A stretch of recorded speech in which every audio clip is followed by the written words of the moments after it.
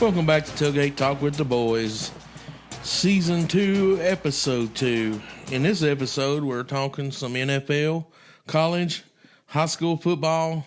Boys, let's get it popping. How's everybody doing today? Lovely. Just lovely. Sean, you're lovely. Kirby, how you today, buddy? I'm doing great. Yeah, man. Hard day at work today, huh? Yeah, a little bit. Y'all ready to talk a little NFL football? Oh, yeah. All right. We got the new kickoff rule. What do y'all think about that? You want me to read? Well, let me read it for the ones that probably don't know, and then we'll do that. Is this the NFL or the XFL? This is the NFL, yeah. It is definitely the NFL. Oh, man. A lot of people's wanting to know why the NFL changed the kickoff rule. And here's their reasoning. According to NFL.com, the changes were made to address the lowest kickoff return rate in NFL history during the 2023 season and the injury rate on kickoffs during the years before 2023. Now, I'll stop right there for a second. Honestly, I can see it cutting down on injuries with them, having like the full-blown, full-speed stuff and all that stuff. But I think mostly they're just wanting a higher-scoring game, a lot more offense and stuff, higher scores. The new rule will align players in a fashion similar to a regular play, restricting space and speed. It also aims to promote more returns.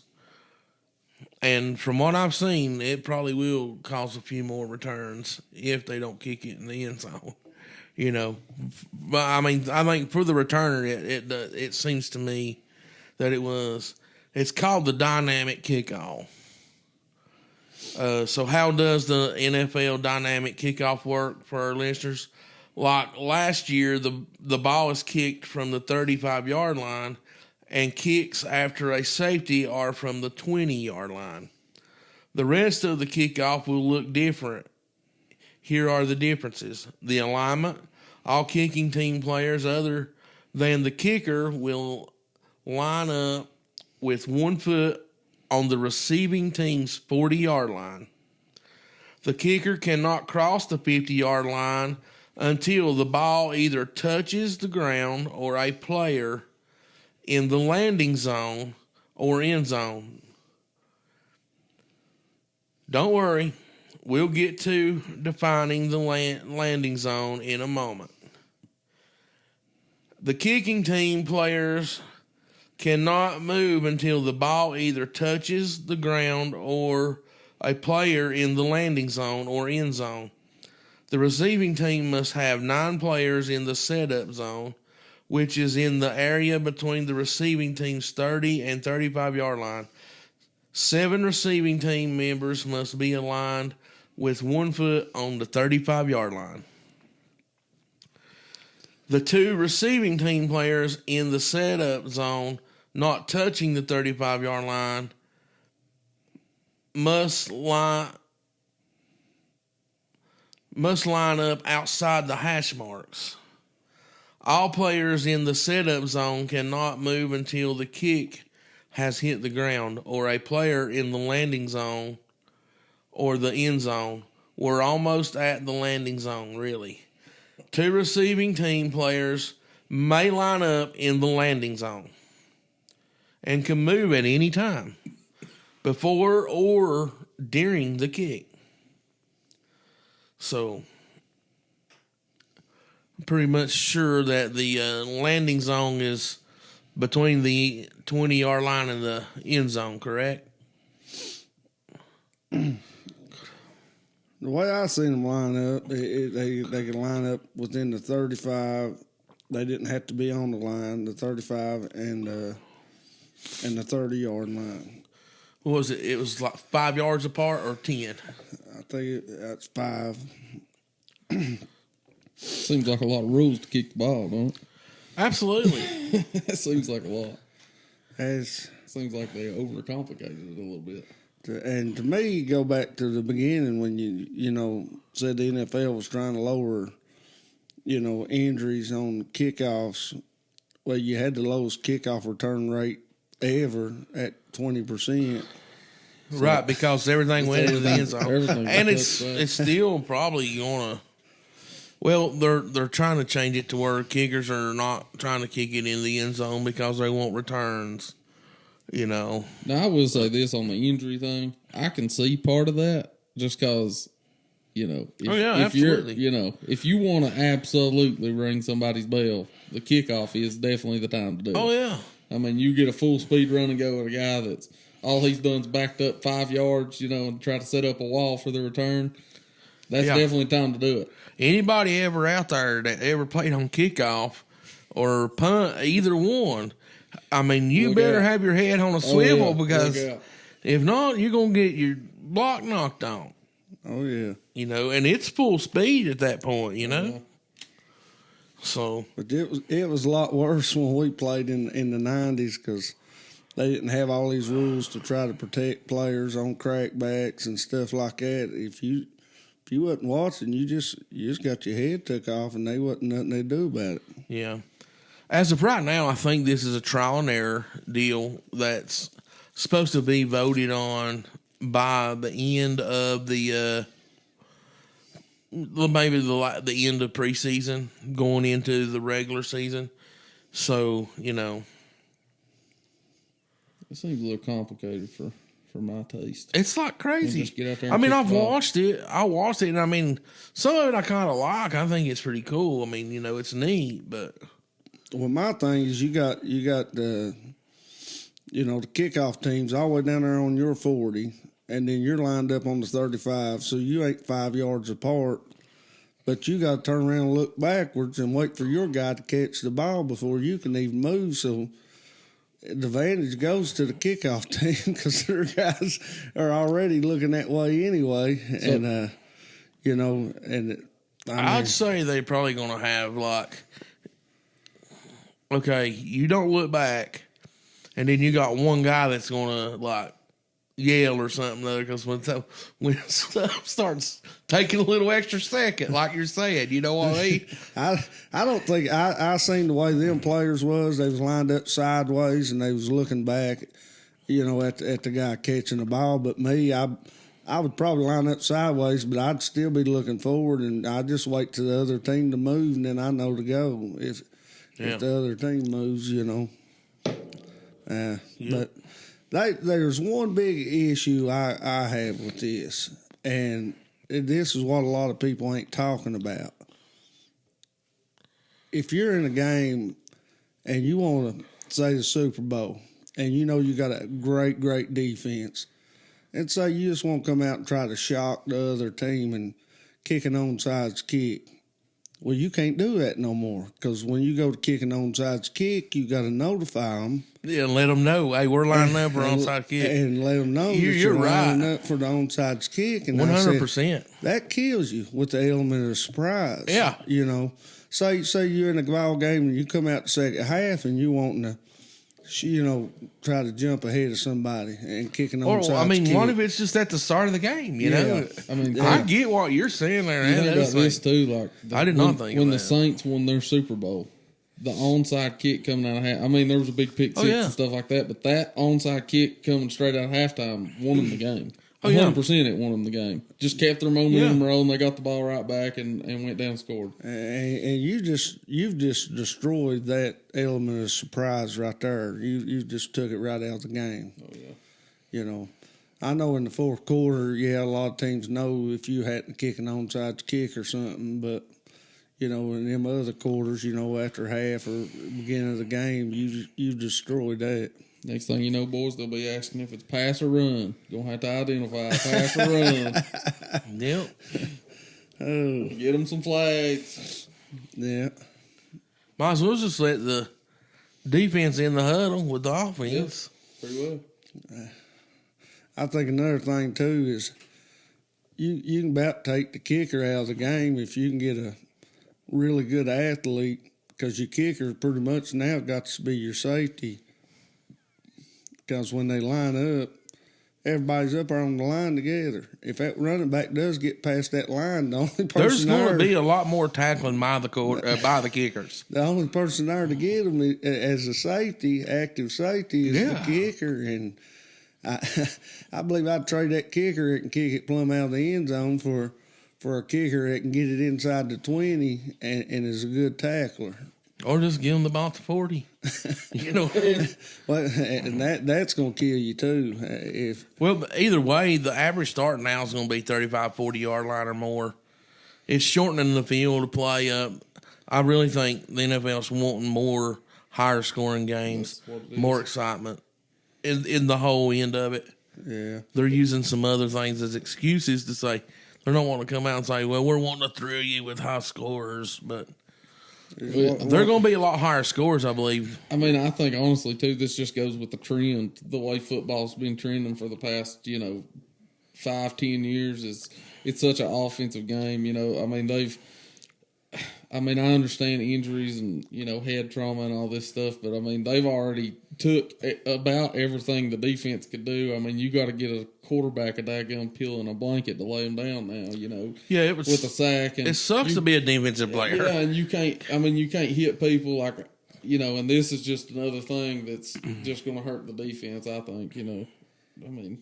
But that's how the game is now. It's an offensive game. You can't play defense anymore 100%. You cannot. Or not 100%, but at 100 miles an hour. No. You cannot just fly. You can't fly around to the ball no more. You got to be so careful. Yeah. I mean, there was a hit in a preseason game this week. I don't even remember. It was just like a highlight I seen. But somebody caught the ball across the middle. And the DB made just like a routine tackle as a cornerback, made like a routine tackle. And that announcer was saying he should be thrown out of the game. That's, this kind of hit or whatever. And I'm like, that's a routine. Like, I've been watching people tackle people like that for the last 20 years of my life. Oh, yeah.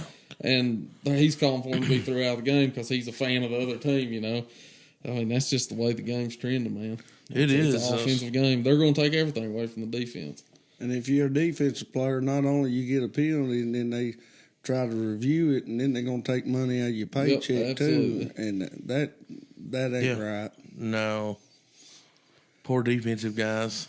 I remember when old Brian Cox used to get in a fight every game, and and they didn't even hardly do a thing to him. And I'm talking about he'd be out there swinging fists and stuff. It was so much funner to watch at that one time too. Yeah. Here they're wanting them make it more exciting. I think, too, offensively, you ain't got to worry anymore. You catch a ball across the middle, what you got to worry about? Some guy grabbing you by the shirt and laying you down? Yeah. I mean, you ain't got to be scared of taking a hit no more, because if you take a hit, if they're middle linebackers, their star, you take a hit from that cat, they're throwing him out of the ball game. Yeah, here comes targeting every time. I mean, I've seen it last year 100 times, just somebody, what I thought, just made a decent tackle and a good play, and here they go throwing them out of the game, man. Yeah, no more dirt necks. No, sir, son, no. Well, Big James Mitchell from Union Bears territory down here. He got the start in the first preseason game at tight end this week. That was good to see him out there, getting him some time getting to shine for the big Detroit Lions. The man with the hands. So, shout out to our boy James Mitchell there for that. Did y'all watch the game? Mm-mm. I ain't watched none of the preseason stuff yet. But I watched some highlights. That's all I've seen, highlights. Of course, J.J. McCarthy just coming in, just freshly tore his meniscus. So he's under surgery. So the Vikings quarterback controversy now is decided. It's 100%. over, baby. Yeah, it's that's a shame, because he was in it, and he could have been their starting quarterback until this happened. Well, boys, I don't know if y'all watched any of the highlights on this one or not, but the Bears, Caleb Williams, Now, I was not a big fan of his in college football. You know, y'all know I throwed him down. You know, he couldn't win ball games and stuff. But let me tell you something. Run him over. I believe that he was more suited for the NFL than he was the college football. I know this is a big way to kind of explain what I'm trying to say here, but and this is an example, and I'm not taking anything away from Peyton Manning, but to me, Peyton Manning was way better in the NFL than he was in college football because Peyton was so smart and he outthought the players at the college level. So when he got to the NFL, man, he was just more ready for it. And I feel like that Caleb Williams is more NFL ready than he was just too advanced and probably was overthinking kids and his receivers and stuff. Couldn't think as quick as him or whatever, and it was a lot of things like that. But man, he made some great throws this past week. I mean, they were awesome. Why are you shaking your head for? I can't stand him. I know. I think, but he's such a punk. Let me go right here. I think he's a punk. I hate his attitude. I cannot stand him. I don't like his attitude. I didn't like the way he acted in college. Oh yeah, I don't like the way he acts now. But I tell you what, the dude can sling the old pig around. He can. He can really throw the football. And I hate to even say that because I thrashed him last year too. But I'm with you. I don't throw like it him around as a person, but I mean, some of them throws he was making, that was big time NFL football throws. I mean, oh yeah, like there's quarterbacks probably in the NFL that played last year that couldn't throw that ball. I mean, he really can throw the ball. Oh yeah, and the placement he had on that football was just unreal, man. They was dropping them right in between defenders, man. It was really, really nice. Just for the record, I never thrashed him. Okay, buddy. Do we need to go back? We need to go back and listen a little bit. No, he may really not have. I don't know. Did you really not? I don't think I ever dogged him out like you two. Are you sure? You'll just have to go back and listen to the last ones. Yeah, it was toward the end. It was probably more, you know, all up on him and everything. I still can't stand him. Mm. It is what it is. Well, what do y'all think about moving on over to the college football a little bit here? Yeah, because like I said, NFL season's so daggone long, I don't really get much into the preseason because it seems like it lasts forever. But, it does. There's just some rule changes. And I believe you're right. I believe they are trying to make it like the NBA, score more points, a lot less defense. That's what a lot of fans want to see. Put on that show, son. Put on the show. I mean, you know, back in our day, you would never see like a 30-point comeback. I said, but the way the rules are now, you could possibly see a 30-point comeback after halftime. Well, we've touched a bit on this right here in college football about the playoff system. I think how it works is all your conference champions, no matter the record, if you win the conference championship, you get an automatic bid, and then it'll fill in the rest of it with the ranked teams. All conferences? Not all. I think it's the top four, like so the Big Ten, 12, Big Ten, SEC, ACC. Yes. Is the Big 12 still a thing? No, it'd be the Big Ten, ACC, SEC, maybe the Big East. Big East. Like, what's the Big East? Or do they even still have it now? No, that's what West Virginia was in, wasn't it? Yeah. So all them teams, yeah, that's right, because they all left and went like to ACC or out there. Anyway, like your top four. Your Pac-10. I guess the Pac. No, Pac's gone. Well, yeah, all them's left, ain't they?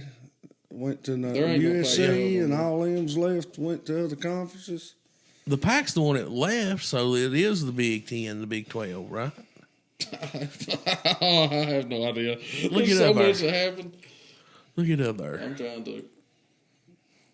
Well, we definitely know it's the ACC and the SEC. Yeah, your conference championships are down. Well, in the Big 10, Big 10 for sure. for sure.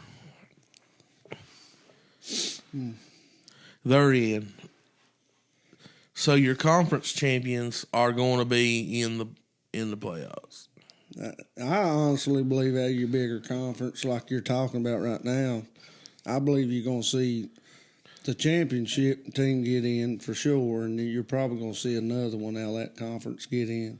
If they're ranked high enough. Well, I mean, they've got to be ranked most likely you're in that gonna ranking. see two teams out of them conferences get in probably. And yeah, you're.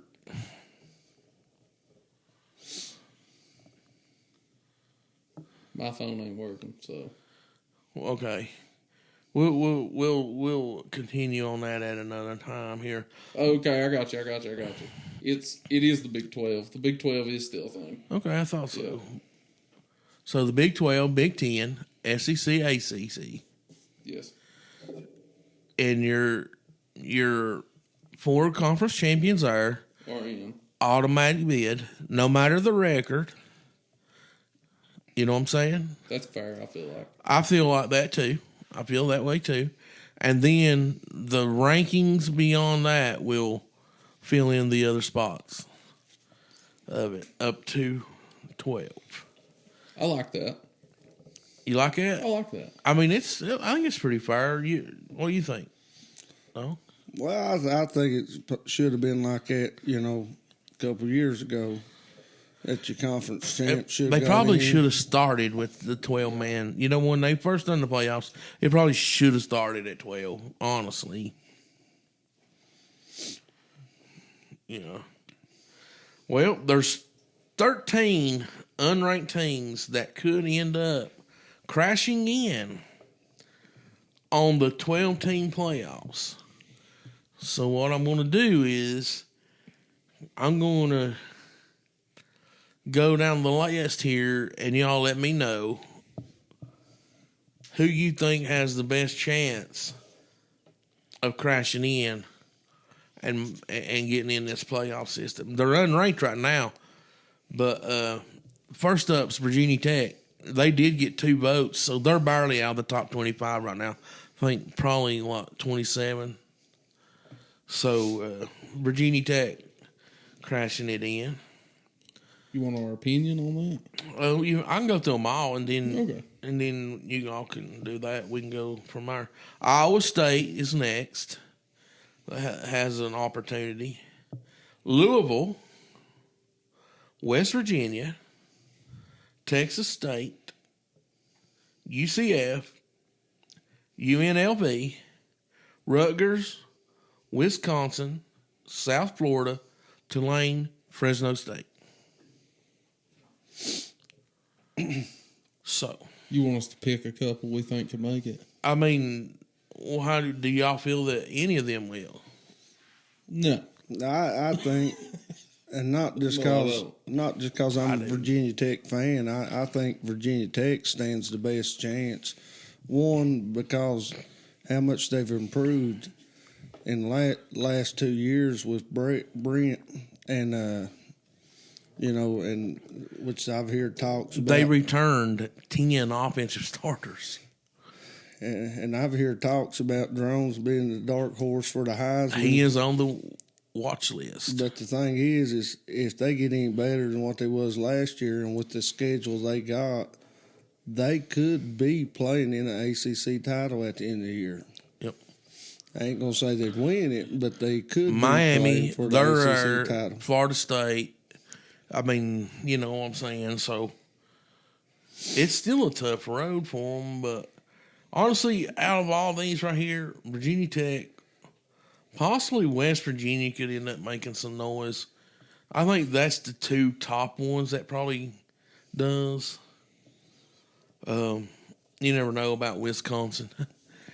I mean, you just never know. I don't think any of these teams will get in. I agree with Kermit. I think Virginia Tech has the best shot. But I'm going to go ahead and throw Rutgers in there as just keep your eye on them. They were keep your eye on them. They were pretty solid. I'm not saying they're going to get in the top 12, but I'm just saying keep your eye on them. I think they could crack the top 25 pretty easily. Oh yeah, they were pretty solid. Yeah, they were pretty solid. They weren't awful. They were pretty solid. I mean, Tulane and Fresno State definitely. I don't know, but this is what they're saying. These 13 right here does have the opportunity. You know what I mean? Of crashing in on it. Who's the last team in the top 12 right now? Do you know? In the top 12 right now? LSU's number 13. I know that, but I don't know who 12 is. Well, I know Tennessee's 15, so they're on the outside looking in. It just came out, too. It's going to be hard to make the top 12, especially now that these people, everybody in the top 25 knows that you're playing for a top 12 spot. Because realistically, outside of 12, you're not getting in. Right? Okay, but that's what it was. I'm saying your conference champions, and then they'll take whatever else. Because mostly all your conference champions from those four are going to be ranked. Anyways. More than likely, these right here getting in are going to end up being a conference champion. Yeah, some way have to be. That they win that conference, that they find their way in. It's going to be hard to make it. Phew, yeah, it is. It is. Well, high school football's going on still, boys. Another week of preseason for them. A lot of teams are starting to scrimmage now. This coming week will be the jamborees or the benefit games. So it's getting close. And then after that, you're looking at 4 practices and you're playing some teams 3 because I think there's going to be some Thursday games. I think Lebanon starts out on Thursday. I'd like to see some Thursday games. Yeah, I think they are on Thursday. You know, Union Norton started that a long time ago where they started playing a Thursday game, and it was nice to go to that game and then get to turn around Friday and go to another game, a big game that you wanted to go watch and stuff. And it sold tickets too. Oh yeah, the ticket sales helps too because Wise and all kinds of other schools come down to watch both teams. Yep. If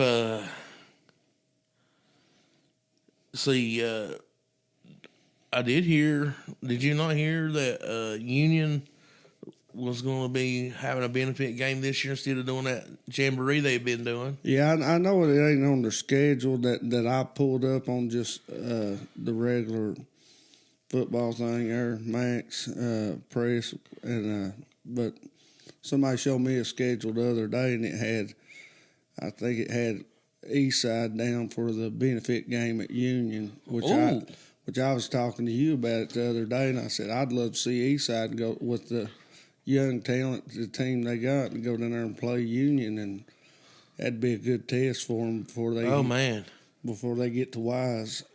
That would be really good for Eastside. Well, Ridgeview played them last year, wasn't it, Sean?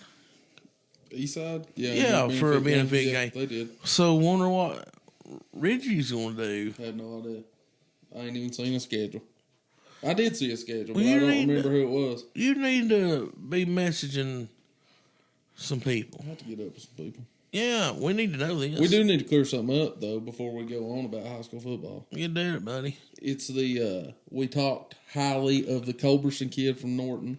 Oh, yeah. He has quit football to focus on basketball. We have heard from the coaching staff or somebody down at Norton. We just know that he's not on the field, and we heard that he was not going to play football this year and focus on basketball. Yeah. Basketball. That's a big hit for him. I mean, Tyson's a great athlete, but that's a big hit for Norton. For sure. We watched some of their practice, and they're hustling, man. Man, I tell them you, guys are hustling. They got some fire going on. If them boys go out and play as good as they look practicing, but you don't know about the toughness of them, but I mean, as far as hustle, man, they really got after it. We went out on a Friday, wasn't it? And watched them out there practicing for about 2 hours, and them boys was never walking around. They was getting after it. The coaches was getting on them. I mean, they really look good. And if they play that good in the season, they could be in your top 3. Easily. They're hustling. And I think the coaches is doing a good job from what I've seen to build them up, build the morale up, Oh, yeah. He's making them believe. I mean, you can sense that they believe that they can win, they can do something. I mean, what I love about it too is, man, it's just they split them up 4 or 5 different groups, and every coach has got them going, and they're loud, and that means a lot, right? They're having fun. Oh yeah, they're having fun. Well, let's do this, guys. Since we don't really have a whole lot of high school football to talk about right yet, and we'll have more after next week. So, but top players to watch for in the Cumberland district. Let's do. Who do you think probably the top 2 or 3 players in that district would be?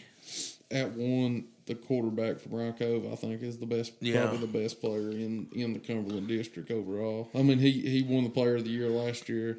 He's real athletic. He's a great player. I think he's probably at number 1. Was he 4 years? He's 4-year starter. 4-year starter. And man, that experience, man. He was offensive player of the year, like you're saying there. But to me, he's the most important player to a team. If something happened to him, Rocco's still going to be good, but it's kind of hard to replace that right there. A 4-year starter, leader at quarterback.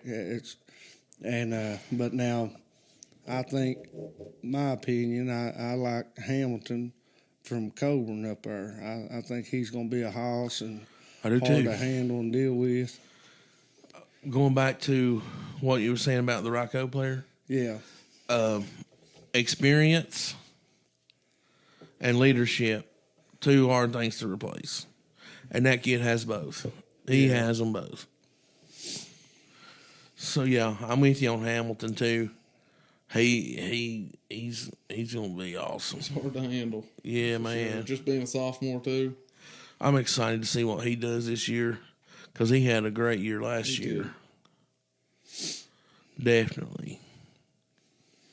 Yeah. Also, something else, just throw it in there about the kid from Rock Cove. I cannot remember his name for the life of me, but something I love about watching him play is you see a lot of quarterbacks, a lot of quarterbacks we see when they run, they'll get down, run out of bounds. This kid runs the ball as hard as anybody on Rock Cove's football team every time he touches it. Every time he runs the ball, he runs as hard as any back they got, and he is absolutely determined to run the football. And that's he's pretty much a running back. Yeah, I mean, he is. And then that just happens to have a good arm. And then he'll throw it. That can throw it. Yeah. He does have that running back size, don't he? Oh, yeah. But now my favorite player out of the whole state of Virginia, and I'd take this kid over anybody, be Keith Chandler from Union down there. Man, he's just such a great kid. I know you put him on a baseball field, he's the best player out there by far. Put him on a football field, ain't nothing can hardly stop him. I mean, he's a great linebacker, great running back. He's going to get yards after the contact every play. He's just a great kid, too. Yeah, all the way around. One of the most humble kids. You go up and, you know, he's got 100 people goes up and pats him on the back every night after a ball game down there. But, you know, he don't let it go to his head. He's one of the most humble kids you ever seen and just the hardest worker that I've ever seen in my life. And I've got to watch that kid from Little League all the way up. So that'd be my pick right there, old Keith Chandler. Well, now that you've moved us into the Mountain 7, we'll go ahead and touch on the Mountain 7. So Kermit's first one was Keith Chandler, and I agree with that, man. He's going to be a good one to watch for.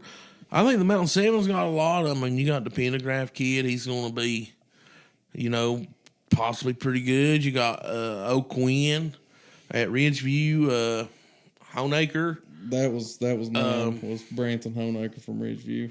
He's probably if he stays injury free, healthy. So you got that. I mean, there's several. Walker Hillman, the Hickman kid at linebacker. There's going to be several. And, I mean, they are in these other districts, too. Oh, yeah. We just are more familiar with the Mountain 7 than we are the Cumberland right now. But, I mean, I can't wait to see some of these kids come out and shine. You got anybody on yours? Yeah, the Honaker kid from Ridgeview, I really like him. I think he's the nastiest linebacker probably in the Mountain 7, I'd say. I mean, he's gritty and tough, and well, you can tell how tough he was from last year. I mean, the kid couldn't walk and was still out there playing. Playing on a broke ankle. Yeah, I mean, and he was running the ball and playing defense. You know, that's after the running back got hurt, first game of the year.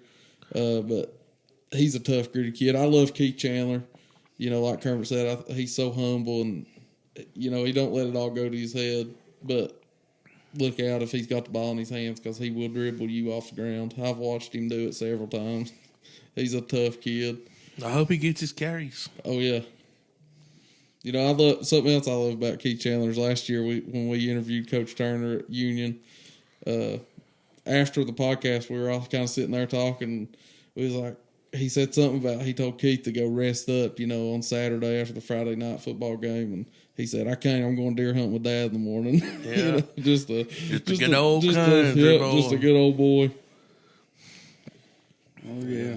Hey, I'm like Aaron, you know, as far as as much as he touches the ball, he's probably got the most yards per carry.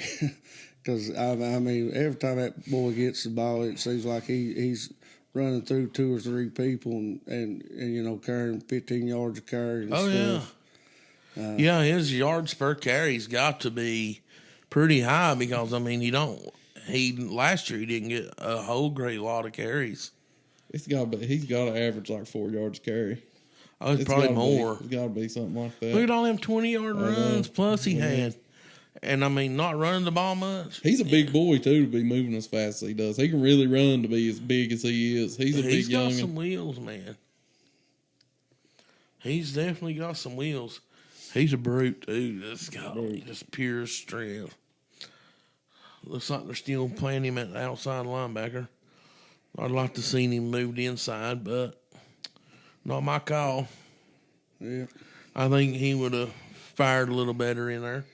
But they're still playing him outside, which a kid his size and you got him outside, that's saying a lot about his athletic ability, dude. Oh, yeah. Covering them slot receivers and stuff. Yeah, but, you know, his quickness has got to be there, so. I'm like Aaron, though. I'd love to see a kid that size inside linebacker because he's going to plug some holes up. I mean, and he's fast enough reacting to get up in the hole, meet people at the hole. Yep. Well, week 1, we have Lebanon Pioneers are playing Honaker Tigers. And we will have our first guest leading into that game on the podcast, which will be the Lebanon head coach. So you guys be getting ready for that. Let your community know that we're fixing to have the new coach at the Lebanon Pioneers on. I think that's going to be a pretty big game. It's a game that's going to let Lebanon know where they're at. It's a game that's going to let Honaker know where they're at. So that's probably one of the best. In Southwest Virginia, that's probably one of the top first games going on right now. I know Gate City has Richland, so we will know what Richlands has over Gate City a little bit. I think Richlands is going to be way better than they were last year. I mean, I hope they're not, but they might. but most of the other teams are just, well, Union has Lehigh, so Lehigh, I mean, that could end up being a... That was somebody else I wanted to mention was Pendergraft. I know you touched on him, but I think that kid's a really special player. Very athletic. He is, and he can really throw the football. Injury prone, though. Oh, yeah, but... I think he really is a special player. I think if he had some more, I'm not trying to, say anything bad about Lehigh. I just think if he had a little more around him, he'd do a lot better. But I think that kid's a heck of a player. I think they were youthful there last year, wasn't they? I think he's too good not to mention. I think Lehigh, like you were saying, was young and a young line and stuff, and that matters. That matters a whole lot. Yeah, and, it sure does. But I think they had some really good speed guys at receivers, and if he can get a little bit of time, I believe he could rip it up this year, and it's like you're saying, where they was young, it seemed like they started clicking a little more at the end and doing a little bit better at the end of the season last year. Yeah. Well, like we said, you can a lot of times. And I know in our area in high school football, it's a little harder, but a lot of times you can replace athleticism. You can replace a lot of things, but experience is one thing that's really hard to replace. Yeah, and sometimes a more experienced player is better than a more athletic player in certain positions.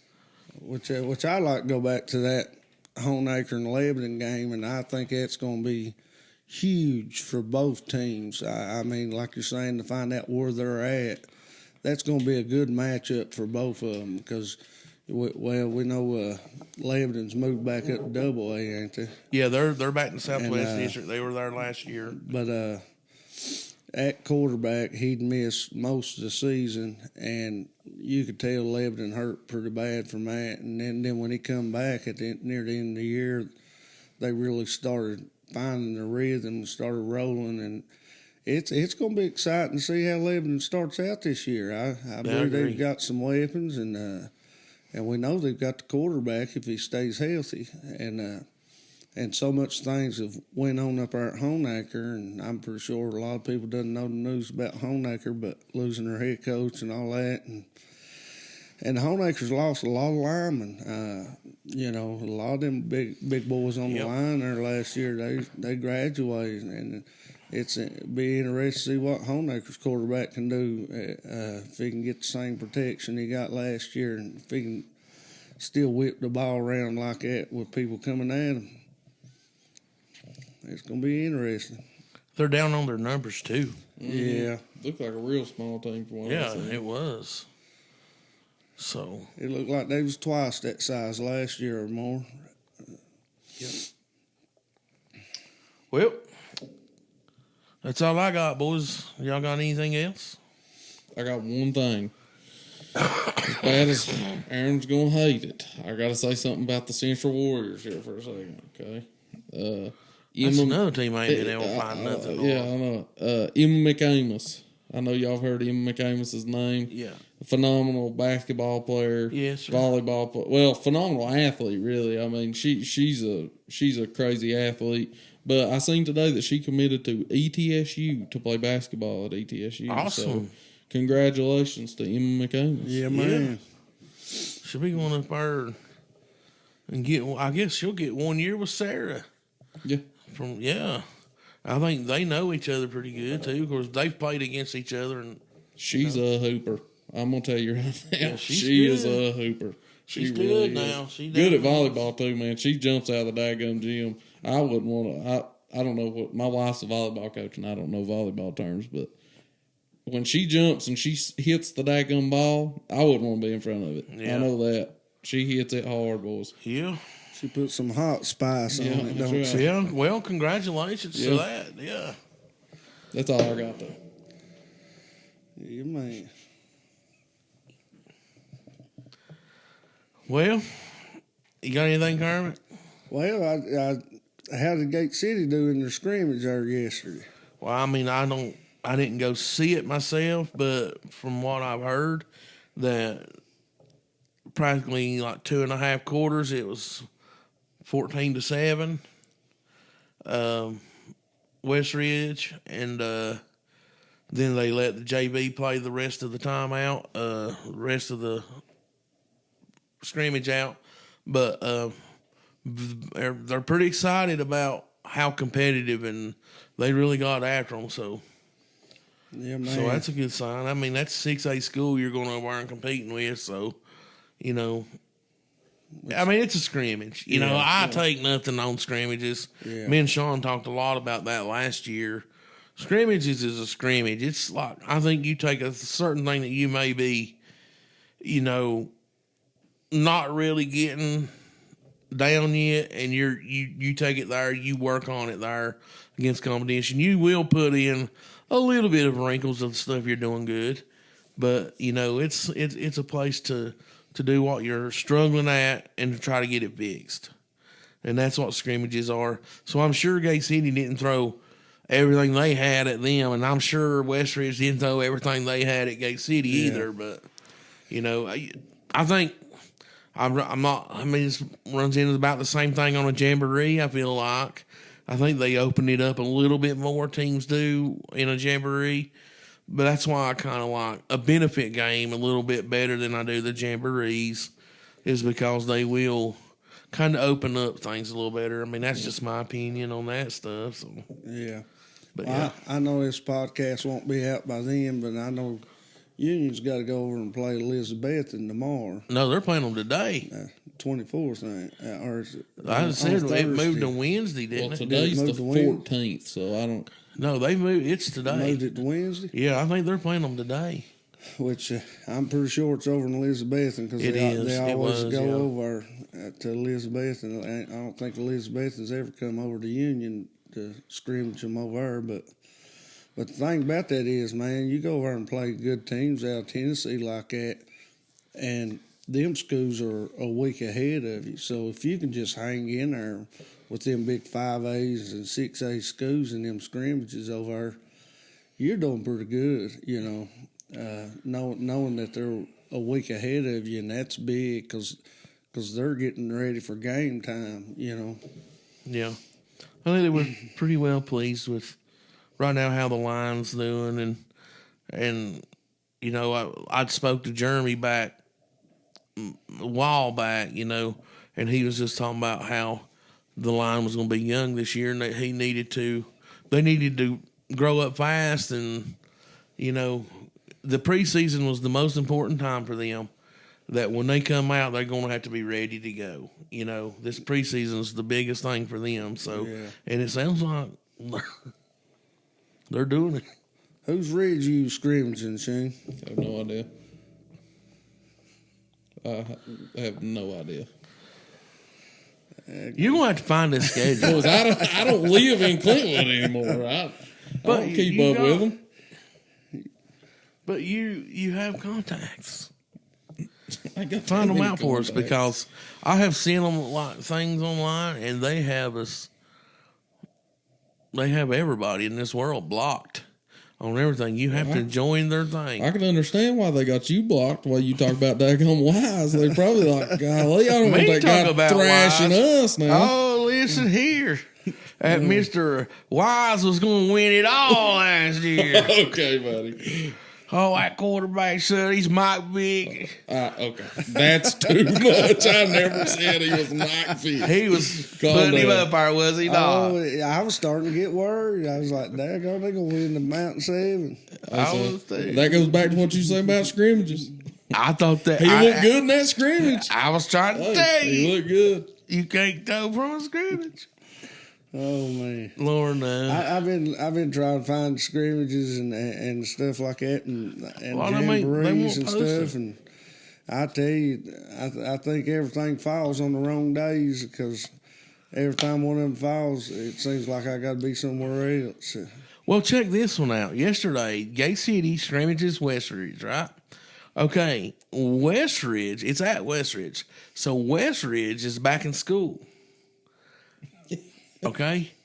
They schedule it for 1 o'clock so their students can get the first look at the Wolves. Their host student body is at this ball game. Their band, I mean, they're like flipping, going crazy with it, you know?